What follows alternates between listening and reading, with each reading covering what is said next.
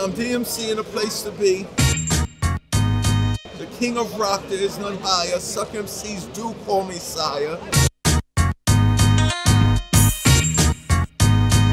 About 2 years ago, I came to Comic Con. Everybody was like, what you doing here, DMC? And I was like, I'm a comic book geek before music. Before hip hop came over the bridge that changed my life, it was comic books. There's a lot of Marvel Comics fans that are hip hop heads, and a lot of hip hop heads that are Marvel comic book fans. Sort of the genesis of this project started a few months ago. I noticed that there was a thing called the Tag the Jewels movement, in which a number of artists around the world were painting murals interpreting the iconic logo for Run the Jewels, the incredible hip-hop duo. And I thought, you know, that's really cool to see artists interpret this iconic logo and own it. And I thought, you know, what about we do a couple of Tag the Jewels variants ourselves? Out of that came the Deadpool, Scotty Young, Tag the Jewels variant, and then Mahmoud Asrar, Howard the Duck, Tag the Jewels variant. And the response was crazy.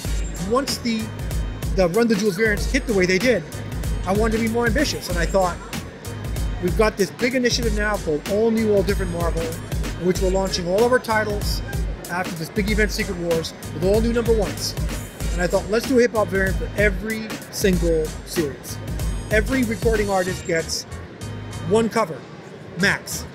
And the reason behind this is we wanted to make sure that we could shout out to as many hip-hop artists as possible and span as many styles and generations as possible. We wanted to do old school, new school, West Coast, East Coast, gangster rap, social consciousness rap. It's interesting to me because, you know, my son Tito, who's 12, he turned me on to Vince Staples and Earl Sweatshirt and all the ASAPs. Now's my chance to turn him on to Eric B. and Rakim, you know, and Schoolie D. I think it's a really cool thing. Joseph Simmons, Reverend Run as you know him now, he was DJ Run back then. Russell Simmons was his brother. Russell Simmons had Curtis Blow back in the 80s signed to a record label. It's me, hip-hop was just fun to me. It was make-believe to me. I see the breakdancers, I see the DJs, I hear the MCs, I see the graffiti that they're doing. It was just another, it was like the comic book came to life, the breakdancers spinning and all of that. So, the same way I used to put my blanket on my neck, my favorite blanket with a safety pin, and run around the house, I'm Superman and I'm Batman. I used to pretend to be Grandmaster Flash, pretend to be Melly Mouth. The thing that made me the king of hip-hop forever. I said, crash through walls, come through floors, bust through ceilings and knock down doors. What do superheroes do? So I didn't talk about money, I didn't talk about material things. I didn't disrespect women, I didn't glorify violence. I said, son of Byford, brother of Al. Better spot, it's all coming. Giving my secret away, my whole existence in hip-hop, every rhyme was just a comic book story. Some of the earliest people, I think Killer Mike to Run the Jewels was the first person to give us love, and the floodgates opened. You know, after that, Pete Raw, DMC, House Moose of De La Soul, Lil B.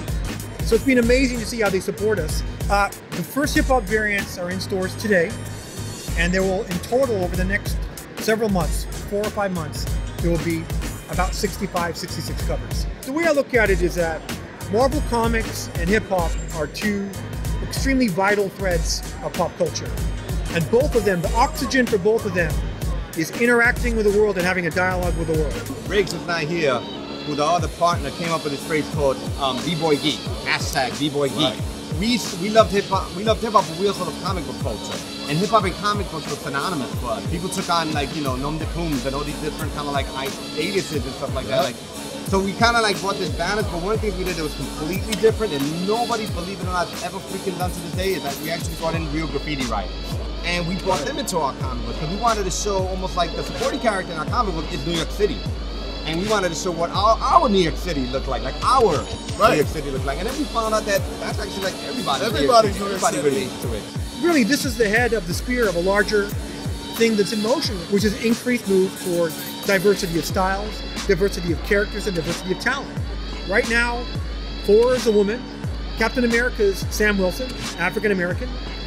The strongest character in the Marvel Universe, the Hulk, is Amadeus Cho, a 19-year-old Korean American kid. Ms. Marvel is a 16-year-old Pakistani girl. the world has changed, and Marvel Comics is reflecting that. And I think that I'm very proud of that. You know, hip hop didn't just create rappers. Journalists, writers, educators, designers, directors, lightmen, soundmen. So we created the DMC publication to give all anchors, artists, pencilers, colorists, editors a chance. Hip hop is about taking your gift and sharing it to use it to make it better. And that's what the DMC University represents.